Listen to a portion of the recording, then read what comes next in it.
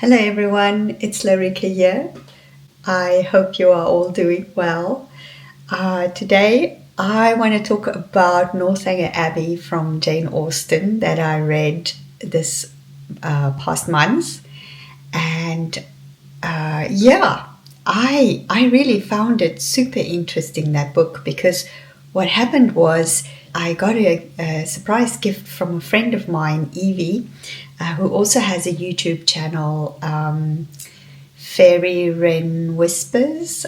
I'll link it below. And she sent me this book, Jane Austen's Bookshelf, The Women Writers Who Shaped a Legend, by Rebecca Romney. And this is the most beautiful book. All I can say is it is the most beautiful, beautiful book. The pages are so buttery and soft, and I don't know. It feels like the printing is changing in the world when you buy books, because they just feel, the paper is not the same. But this book feels like it's really well printed. It was published by Bonnier Books in the UK. It's just a lovely, it feels so good. Anyway, so when I started reading, I was just about to start reading this book came. And I thought, oh wow, how good to try and do this together. I always like to read books together rather than just read the story. Not always, but often I kind of enjoy that because it gives me more layers.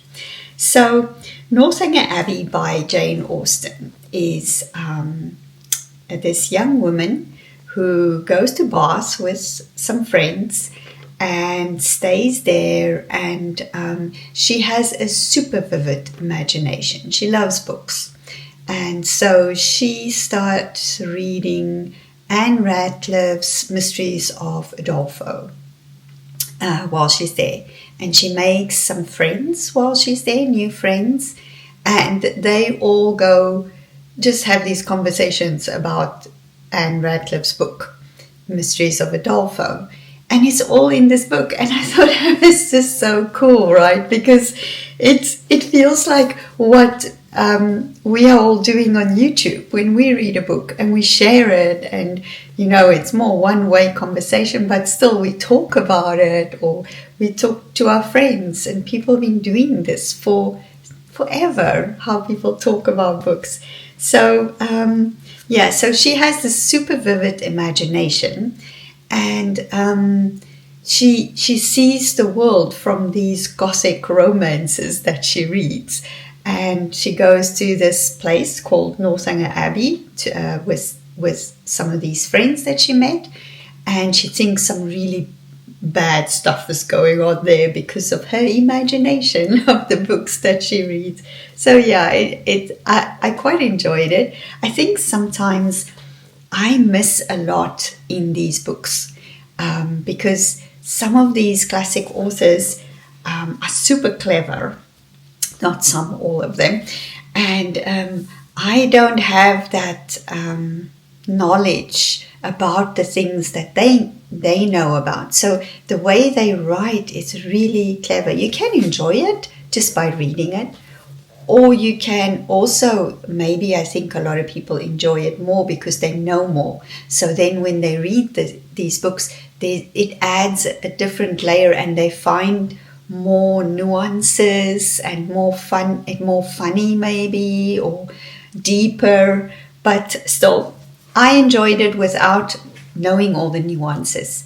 But after I read this book, I opened this one, and I saw that there's a chapter in here about Ann Radcliffe, and it even has a quote from Northanger Abbey. It says, "While I have Udolpho to read, I feel as if nobody could make me miserable." Catherine Morland in Northanger Abbey. Anyway, so the lady that wrote this book is a rare books bookseller and collector. And she wanted to write this book because she saw that Jane Austen was inspired by many female writers of the time, but today we don't know many of these female writers. There's a little bit of a rediscovery of Ann Radcliffe, I think, because I see more of her in different places. But the chapters in this book don't just have Ann Radcliffe in it. It also has Frances Burney, Charlotte Lennox, Hannah More, Charlotte Smith, Elizabeth Iqbal, Hester Lynch, Trala Piozzi, and Maria Edgeworth. So these aren't authors I know anything about, right? Except for Ann Radcliffe, I don't know about any of them. So I decided to read the chapter of Ann Radcliffe after I read Northanger Abbey. And it was such an eye-opener. So interesting because this Rebecca Romney, she writes about Ann Radcliffe and her life, and I didn't know any of these things about her. And she was she didn't want to be in the limelight, Ann Radcliffe.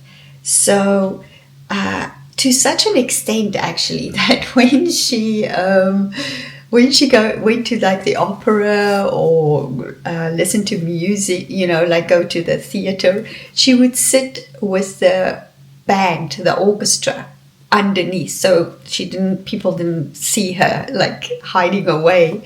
And when she made enough money from selling her books, she and her husband bought a place in the country, and then she went traveling, and then she just stopped writing. And people couldn't understand what happened to her, so they thought that she died. They assumed that the only reason why she would stop writing while she's selling so many books is if she died. And I think it was in France where they even had like a kind of obituary, funeral-y kind of thing for her, and she's still alive. So then it turned out that she's, of course, still alive. And then people started saying that, yeah, maybe she went mad because she wrote all these dark stories and all these gothic stories, and it's not good for a woman's mind to write these stories. So, of course, she had to go mad. That's why she can't write. And that wasn't true either. So this chapter talks about who she was, and particularly her writing life, and how in those days, to me, what was very fascinating was how in those days things are very much the same as in today. That there are these like gatekeepers when it comes to publishing and deciding what's a good book and what's not a good book. And we still have that today. And her books sold so well. But those books were seen as today as like we often see the genre fiction, like crime and romance and those kind of books. Today still often fantasy have been seen as a bit of a less important genre because we want the literature. Pure literature is what is important, right? And what's good. So, and in those days it was obviously like that. And it's in many respects still like that today. So that was really interesting for me to see that things haven't really changed in a long time. To me, it feels like today it is changing a little bit because of the internet and because of YouTube, because people share what they love, and it doesn't matter so much anymore what the newspaper or the magazine say is the best book to read for the year. I think there's more and more people that are saying, I love this book, and it doesn't matter if it's a literature book or a genre of any genre. So I really think that there's a definite shift in that, and that is very good. So she investigated why Ann Radcliffe kind of disappeared over the years. And a couple of reasons is one is that because it wasn't really seen as serious writing. Ann Radcliffe was a little bit unique though, because during her writing, when she was really at her height of her sales, the critics did praise her. Although the way they did it is, bear with me here because I'm trying to explain this in a sensible way. The critics said that her writing style is a lot like the Romantic poets. And so she's good. She's okay to, she's a good author, right? Because they paralleled her or compared her to the Romantic poets. She didn't just write the genre like the Gothic genre. She wrote more like her style was more like the Romantic poets, so that's why she was okayed. So when she died, a lot of the writers and critics started to criticize her and because she was no longer around. So they made some comments and said, well, they kind of because while she was writing these books, more and more people were starting to write like her, because there's money in there, right? So you start writing like a book that if you're a writer and you read a book that you like, you're going to want to write like that. Look at all the fantasy books that are out there because it sells well. So people write fantasy, right? So a lot of writers started to write like that.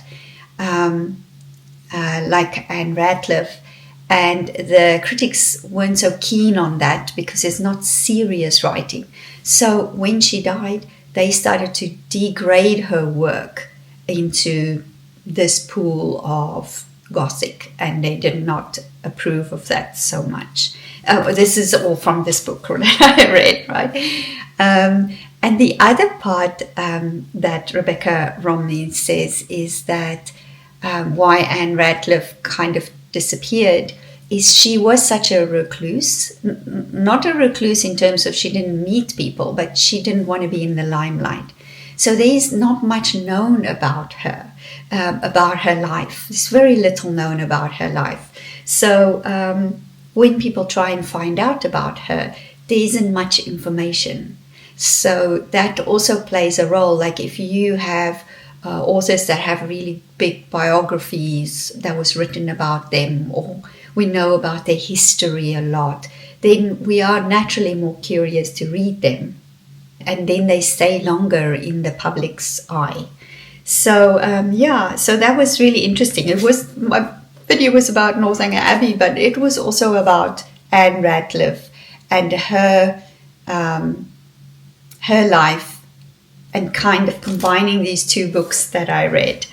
I hope you enjoyed this video and that it makes sense. I will see you all soon, and I'll be back with another reading video. Have a nice day. Bye.